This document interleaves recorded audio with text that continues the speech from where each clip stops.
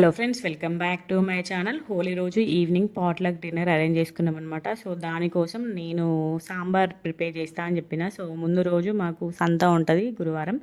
లక్కీగా మంచిగా సంత ఉంది కాబట్టి సంతకి వెళ్ళి ములక్కాయలు, సోరకాయ, బెండకాయ, వంకాయ సాంబార్లోకి వేయడానికి అన్ని రకాలు తీసుకొచ్చిన అనమాట వెజ్జీస్. సో ఇది ఆ రోజు అనమాట, హోలీ రోజు.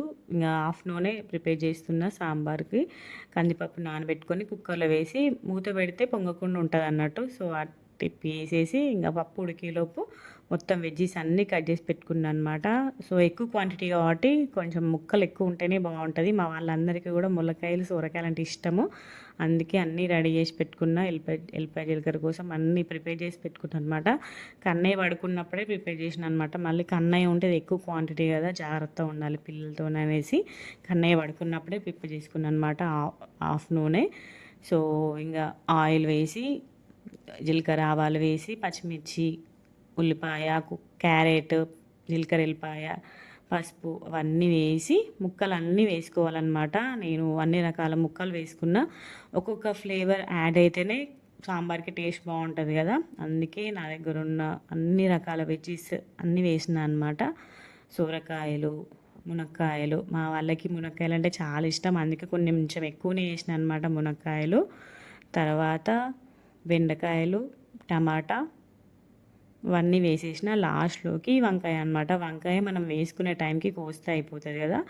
సో ఫస్టే వేస్తే ఇట్లా చేదెక్కుతాయి అనేసి లాస్ట్లోకి వేసేసి ఉప్పు వేసిన అనమాట. ఉప్పు వేసేసి ఒక 10-15 మినిట్స్ దాన్ని అసలు డిస్టర్బ్ చేయలేదు. సో మంచిగా ఉడుకుతుంది ముక్కలు.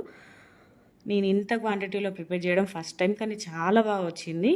తర్వాత దీంట్లోనే చింతపండు రసం వేసుకోవాలి. ఎక్కువ క్వాంటిటీ కాబట్టి ముక్కలకి కొంచెం పులుపులా ఉంటేనే మంచిగా ఉంటుంది. తర్వాత చింతపండు రసం వేసి మళ్ళీ ఒక 15 మినిట్స్ మూత పెట్టేసి ఉడకబెట్టుకున్నాక తర్వాత దాంట్లో పప్పు కూడా వేసేసిన అనమాట.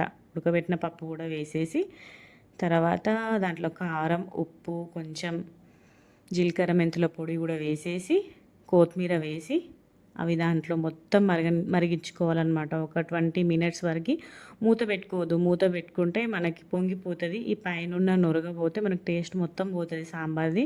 అందుకే జాగ్రత్తగా ఉండాలి పొంగకుండా. సో మనకి ఇట్లా ములక్కాయలు పైకి తేలుతాయి, మనకి సాంబార్ రెడీ అయిపోయినట్టు సిమ్టమ్ ఇండికేషన్ అనమాట.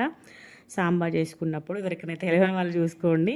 సో ఇంత పెద్ద బౌల్లో వేసిన నేను, అన్ని ముక్కలు సూపర్గా ఉడికినాయి. మనకి సాంబార్ రెడీ అయ్యిందన్న కానీ ఇండికేషన్ ఏంటంటే మునక్కాడలు తేలుతాయి. సో ఇంకా దీన్ని గంజులో కాకుండా ఒక క్యాన్లో ట్రాన్స్ఫర్ చేసిన, ఎందుకంటే అందరు చిన్నపిల్లలు ఉంటారు కదా, కష్టమవుతుంది అనేసి. ఇంకా వీడియోస్ రాబోతుంది.